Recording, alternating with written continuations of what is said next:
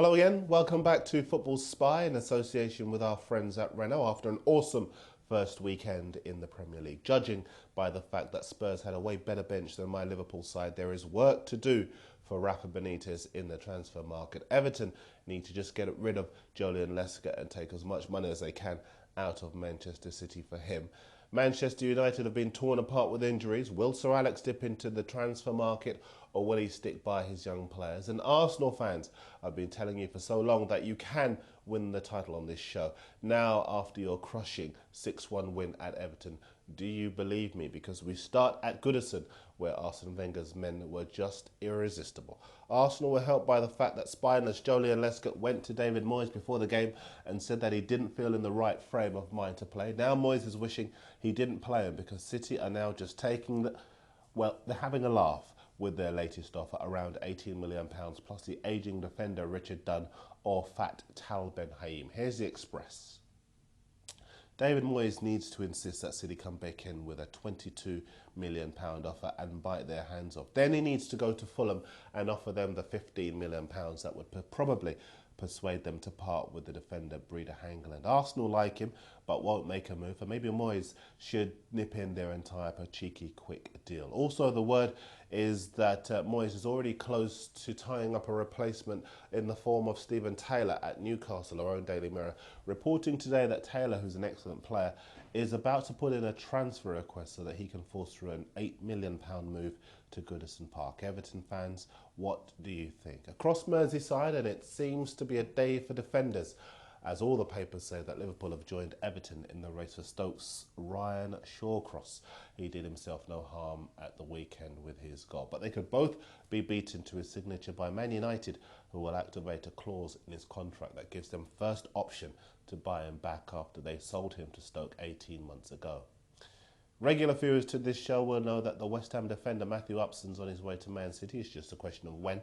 It's well documented that West Ham's financial problems mean that they have to sell to raise some cash to pay the banks. Upson pretty much put a for sale sign around his neck when he said as much after he scored in the Hammers 2-0 win at Wolves. But he might have to wait his turn, as the Mail said that actually it's his teammate James Collins more likely to be the first player sacrificed. Stoke want him, and a £5 million deal looks set to be agreed sooner rather than later. As for Arsenal, well, what can you say if you're a fan after Saturday's win? Lots of moaning before the game, lots of laughing when I predicted the side could still be competitive this season because of their many attacking options. I'd like to know what you think now. The Sun sum up their situation very neatly with this headline, because selling Kolo Touré and Emmanuel Adebayor has not done them any harm at all.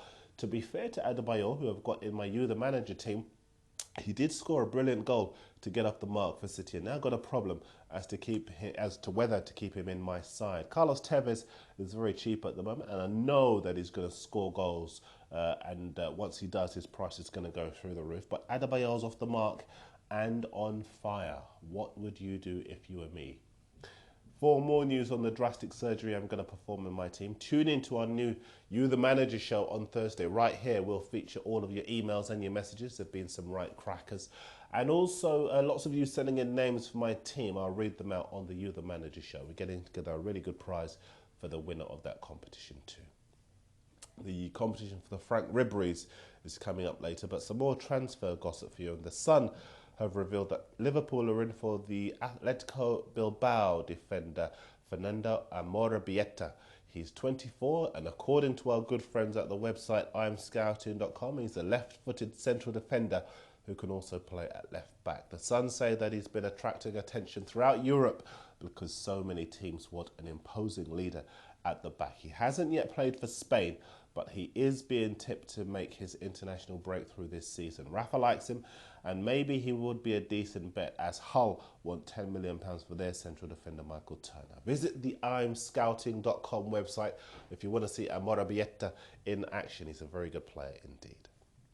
Time for your messages, and bear in mind that with the season having started, we are opening the show out so that you don't just have to comment on transfer. We'll take any messages on any subject you want to offer. Also, apologies if you've posted on YouTube and we haven't answered your question. We had hundreds of messages to get through on our email, as we get lots on there. We're sifting through all of them. Anyway, On YouTube, Isaac Ho in Melbourne, Australia wants to know what I think of Liverpool winning the title. I don't think Liverpool can do it unless they buy another top-class striker as backup for Torres. Tottenham's bench was far better than Liverpool's at White Hart Lane yesterday. On YouTube, Lewis Bell is worried that other clubs are in for the Newcastle keeper Tim Krul. Did really well against West Brom last weekend. Well, Hull have been trying for some time, Arsenal I should say, have been trying for some time to sign Krul, but now that he's playing regularly at Newcastle, I don't think he'll want to go and sit on the bench at the Emirates. Lots of you asking if there's any chance that the out-of-favour Real Madrid midfielder Rafael van der Vaart will join Arsenal. Well, judging by the way Arsenal demolished Everton without Nasri, Rosicky or Walcott, I don't really know where Van der Vaart would play. Yaldo wants to know who I think Manchester United should sign if they want to retain the title. Well, to be honest, Modric at Spurs really does look to have benefited for a season in the Premier League, but there's no way Spurs will let him go. United, I think, need a kind of young, creative player who could get the goals that they need from midfield. Maybe Van der Vaart would be a good signing. We'll do a couple more. Matt NG Reg says he'd welcome Chelsea's Joe Cole at Liverpool. Wants to know what we think. Well, Joe Cole has yet to sign a new deal at Chelsea. He's got just 1 year left on his current deal. But Chelsea say that they won't sell him to anyone else in the Premier League. Maybe Liverpool could test the water and see if they're serious. And just one last one for now, actually. A few of you have been asking what I think of Norwich sacking Brian Gunn just one game into the new season. Well, I agree with you that it was quite spineless. They bounced back after that 7-1 defeat last week, and Norwich should have given him time to turn that one around. They won 4-0 in the Cup last week. I will actually do one last one. Musical Comical Failure wants to know what I think of Southampton plunging down the leagues. It is indeed sad. It's just 6 years ago Southampton were in the FA Cup final against Arsenal. Since then, though, they've been through too many managers and not given the right ones enough time. I do know, however, that Alan Pardew is outstanding at getting teams out of the lower leagues, as I covered West Ham when he took them up. A few more transfers for you, and the Daily Mail say that Liverpool have been told they need to stump up £7 million to sign the central defender Papa Diakate from Dinamo Kiev. That's in the Daily Mail. The Mail also say that Spurs boss Harry Redknapp wants to sign Man City's want-away winger Martin Petrov. And in case that doesn't happen, Harry's also keeping tabs on the Sunderland wide man Kieran Richardson. Portsmouth are chasing the 19-year-old South African whiz-kid striker Dino in Love.